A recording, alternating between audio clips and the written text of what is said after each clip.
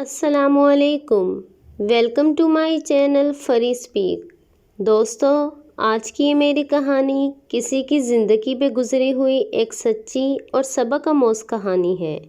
کہانی سننے سے پہلے میری گزارش ہے کہ آپ میرے چینل کو سبسکرائب کر دیجئے اور ساتھ میں دیے گئے بیل آئیکن کو پریس کر کے آل نوٹیفیکیشن بٹن کو سلیکٹ کر دیں۔ میرا نام ہیرا ہے اور میری شادی میری مرضی کے بغیر ایک سیدھے سادے لڑکے حمزہ سے ہو گئی۔ حمزہ ایک ایسا لڑکا تھا جس کے گھر میں اس کی ماں کے علاوہ اور کوئی نہ تھا۔ جہیز میں حمزہ کو بہت سارا سامان اور پیسے بھی ملے تھے، لیکن ہیرا کسی اور لڑکے سے بے حد پیار کرتی تھی۔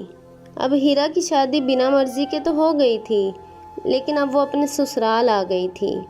جب پہلی رات حمزہ دودھ لے کر کمرے میں آیا اور اپنی بیوی کے پاس بیٹھا، تبھی ہیرا غصے میں بولی کہ تم مجھے اکیلا چھوڑ دو۔ اس کی بات سن کر حمزہ کو بہت دکھ ہوا، لیکن پھر بھی وہ خوشی خوشی یہ کہتا ہوا واپس چلا گیا کہ تم آرام کرو، میں تو صرف تمہارے لیے دودھ لے کر آیا تھا۔ یہ کہہ کر وہ کمرے سے باہر چلا گیا۔ ہیرا بہت حیران ہوئی، کیونکہ ہیرا چاہتی تھی کہ اس کا شوہر جھگڑا کرے تاکہ وہ اس گنوار سے طلاق لے سکے۔ اب ہیرا کو سسرال میں 3-4 دن ہو گئے تھے، مگر وہ تو پورا دن اپنے عاشق کے ساتھ فون پر باتیں کرتی رہتی تھی، اور ادھر حمزہ کی ماں بنا شکایت کیے گھر کا سارا کام کرتی رہتی، سب کے لیے کھانا بناتی، پھر بھی اس کے چہرے پر ہر وقت مسکراہٹ رہتی تھی۔ حمزہ ایک چھوٹی سی نوکری کرتا تھا اور وہ بہت ہی ایماندار اور محنتی لڑکا تھا۔ صبح اپنے کام پر جاتا تھا اور شام کو تھکا ہوا گھر واپس آتا تھا، مگر ہیرا اس کو ایک گلاس پانی تک بھی نہ پوچھتی۔ اب ہیرا اور حمزہ کی شادی کو قریب 1 مہینہ ہو گیا تھا، مگر ابھی تک ان دونوں میں ازدواجی تعلقات قائم نہ ہوئے تھے۔ ویسے حمزہ بہت ہی اچھے اخلاق کا مالک تھا، اپنی بیوی کو کچھ بھی نہیں کہتا تھا اور ہیرا کو پورا خیال رکھتا تھا۔ ہیرا کو خود ہی کھانا ڈال کر دیتا تھا، مگر ہیرا اس کے ساتھ بیٹھ کر کھانا کھانا بھی پسند نہیں کرتی تھی اور اپنا کھانا اٹھا کر کمرے میں الگ بیٹھ کر کھاتی تھی۔ اب ہیرا نے ایک نیا کام شروع کر دیا۔ جیسے ہی حمزہ جاب پر جاتا تو وہ آدھے گھنٹے کے بعد ہی رکشہ پکڑ کر اپنے یار سے ملنے چلی جاتی تھی اور حمزہ کے آنے سے پہلے ہی گھر واپس آ جاتی۔ ایک دن حمزہ بہت بیمار ہو گیا تھا، وہ کام پر نہ جا سکا، لیکن ہیرا کو تو بہانہ ہی چاہیے تھا اپنے یار سے ملنے کا، اور پھر اس نے اچھے بھلے کھانے کو گندا کہہ کر اپنے سانس سے جھگڑا کر لیا اور کھانے کو باہر پھینک دیا۔ حمزہ یہ سب کچھ دیکھ رہا تھا۔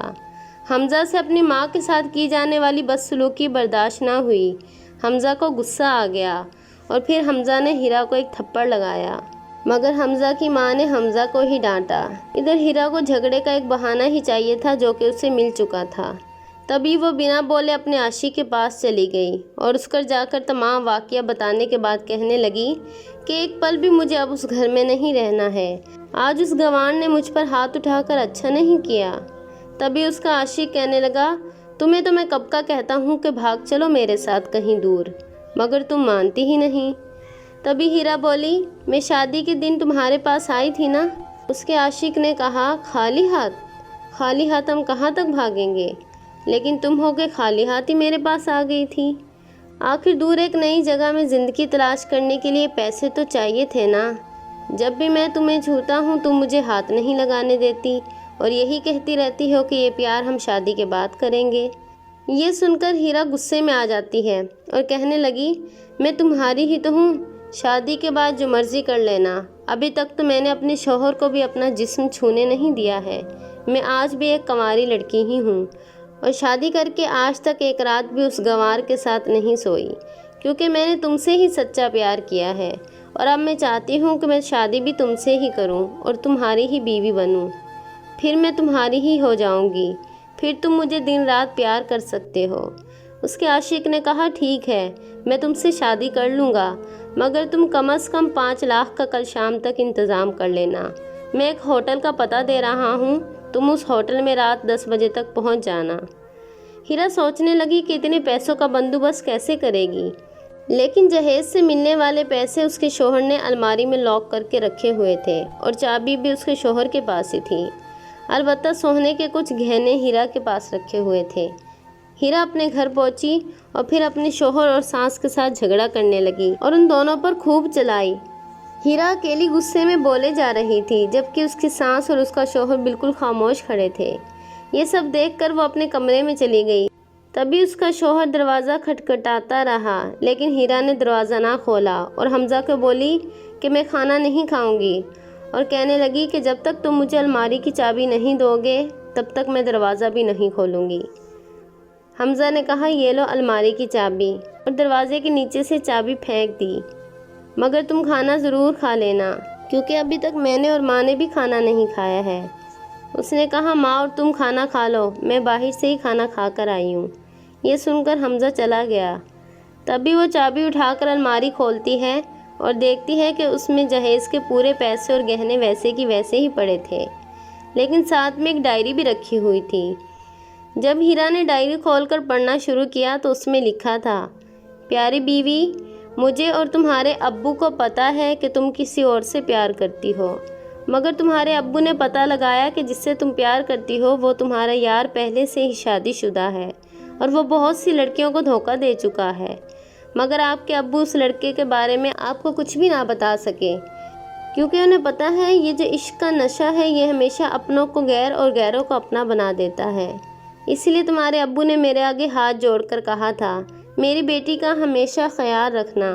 ایک باپ کے منہ سے ایک بیٹی کی کہانی سن کر میری بھی آنکھوں سے آنسو نکل آئے، کیونکہ مجھے یہ یقین ہو گیا تھا اچھا شوہر ہونے کا صلہ مجھے ملے یا نہ ملے لیکن ایک داماد ہونے کی عزت میں ہمیشہ پا سکتا ہوں۔ جہیز میں ملے سارے پیسے میں نے تمہاری الماری میں رکھ دیے ہیں کیونکہ جہیز کے نام سے مجھے نفرت ہو چکی ہے۔ اسی جہیز کی وجہ سے میں نے اپنے باپ اور بہن کو کھویا تھا۔ میرے باپ کے آخری الفاظ بھی یہی تھے کہ کسی بیٹی کے باپ سے 1 روپیہ بھی جہیز میں نہ لینا۔ ہیرا ڈائری پڑھتی جا رہی تھی اور اس کی آنکھوں سے آنسو بھی جاری تھے۔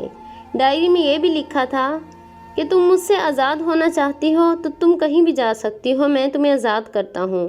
ڈائری کے بیچ کے صفحوں میں طلاق کے پیپرز رکھے ہیں جہاں میں نے پہلے ہی سائن کیے ہوئے ہیں۔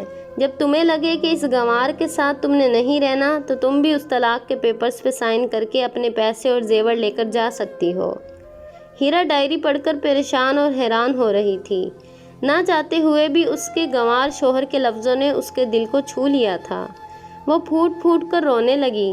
ڈائری میں آگے لکھا تھا کہ میں نے تمہیں اس لیے مارا تھا، آج تم نے میری ماں کو گالی دی تھی، اور یاد رکھنا بیٹا خود کے آگے اپنی ماں کی بے عزتی برداشت کر لے وہ بیٹا ہی کیسا ہے، اس لیے مجھے معاف کر دینا کیونکہ میرے لیے ماں کا درجہ سب سے بڑا ہے اور میں آپ کو دلہن بنا کر اپنا ہمسفر بنانے لایا تھا، آپ سے زبردستی کرنے نہیں۔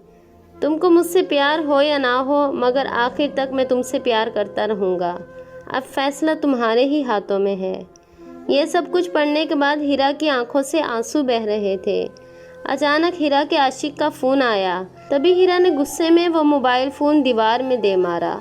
اب اسے سب کچھ سمجھ میں آ گیا تھا کہ جس سے وہ بے حد محبت کرتی تھی وہ تو صرف پیسوں سے ہی پیار کرتا تھا، اور سچا پیار کرنے والا تو اس کا اپنا شوہر ہی تھا جس نے صرف اس کے باپ کی عزت رکھنے کے لیے ہی اس سے شادی کی تھی۔ اور یہ پتہ ہونے کے باوجود کہ میرا ایک عاشق بھی ہے پھر بھی میرے شوہر نے مجھ سے اتنا پیار کیا، لیکن میں کتنی بدقسمت ہوں کہ میں اپنے شوہر کا پیار ہی نہ سمجھ پائی۔ یہ سب کچھ سوچ سوچ کر وہ روتی رہی۔ پھر اس نے روتے ہوئے الماری کا سامان جیسا تھا ویسے ہی رکھ دیا اور تمام رات یہ سوچتی رہی وہ کن الفاظ کے ساتھ اپنے شوہر سے معافی مانگے۔ اسی سوچ بچار میں اس کی آنکھ لگ گئی اور وہ سو گئی۔ وہ صبح دیر سے جاگی، تب تک اس کا شوہر کام پر جا چکا تھا۔ اسے اپنی غلطی کا احساس ہو گیا تھا۔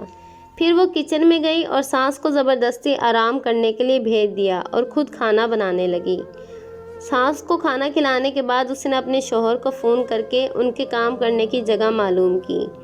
اس کا شوہر اس کو ایڈریس بتاتے ہوئے یہ سوچ رہا تھا کہ کہیں اس کی بیوی طلاق نہ لے لے، مگر اسے کہاں پتہ تھا کہ اب وہ سدھر چکی ہے اور اسے اپنا شوہر مان چکی ہے۔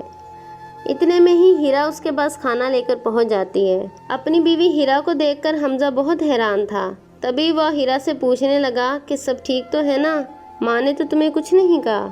حمزہ سوال پہ سوال پوچھے جا رہا تھا۔ تبھی ہیرا اپنے شوہر کے سینے سے لپٹ گئی اور کہنے لگی سب کچھ ٹھیک ہے، لیکن مجھے تم سے ایک بات کرنی ہے۔ ہیرا نے روتے ہوئے کہا، میں تم سے معافی مانگنا چاہتی ہوں۔ آج تک میں نے تمہارے ساتھ جو کچھ بھی کیا ہے اس کے لیے مجھے معاف کر دو، کیونکہ اب میں سدھر چکی ہوں اور جان چکی ہوں کہ سچا پیار کیا ہوتا ہے۔ حمزہ نے ہیرا کو معاف کر دیا اور اس طرح ایک شوہر کے نرم رویے اور اچھے اخلاق سے اس کی بھٹکی ہوئی بیوی راہ راست پر آ گئی۔